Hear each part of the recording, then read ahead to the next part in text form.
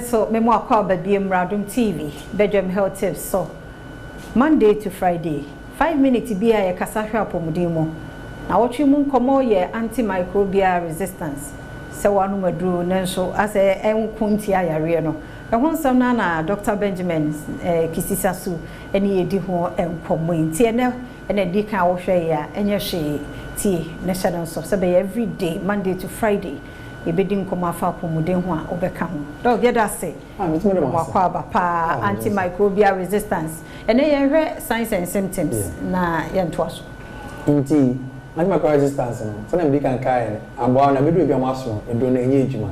nti yare na awo no afene enko nti yare na awo no se yare na mo ti ayo ya ti ya no ebeda so awo se ora ne a so uyemu hwe ebeda so akoso apede also tia say yare ni ma so tia overcost so ati because eduni enye ejuma na edusa na oyare ti yare ni oyemhwe ni nya beta so akọ na ma apede hospital da no abeche ntebuwa hospital na ochi asan akoso ntebuwa yare anka enda mensa ebetimi ahwe wo no apede yenhu ni sa ebuwa ekobosome efise enhu eduru awon ayeden Inti when nyoma ubemu say ampa unyenya signs and symptoms of that because wako ya lab wako doctor show through after doing any ejuma e bo say ya no hoto na ebe no asana asan apeja no esubie we nyoma bum say no antimicrobial resistance unya the bi odu ebuka pa ukropo no intimi papa because eduro na ye de be ye no papa ninya nyoma signs and symptoms na nti oyare na oyare de dada no eno na ebeda so awo enko na ebu aye west na etimi west the sense betimi bu fun na Ghana no etimi record cases a ekoso anko for etimi free eye antimicrobial resistance nti bu ana na enye yare na nse na ku but antimicrobial resistance no and eku because yehu yare ko no me ko do no yenya ema nti bu a edro ne tame me hu say edoni ye duma no be nya du papa na ate ite bu akwas mudi pay na yare ni ye de no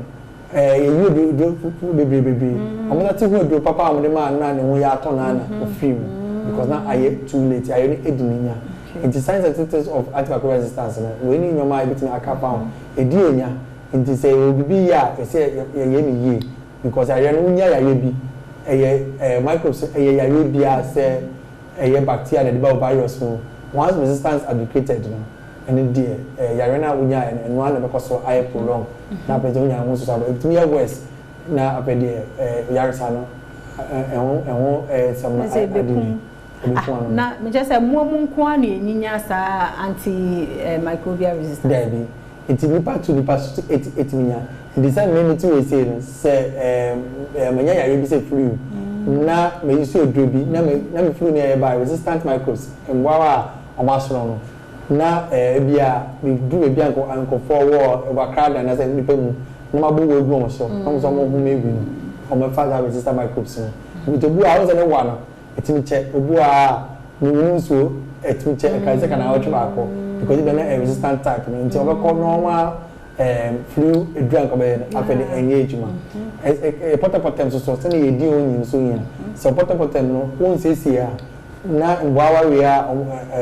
creative resistance no omunya opportunity o me wasa nyom na ye ni nam ye sodo handles staircase nyom nyina no nti be model we say ye fa ye ronsa so ne samana washi yensa no na eboan o chanyankopon boy ento aso ai ba ko bi e ka me ye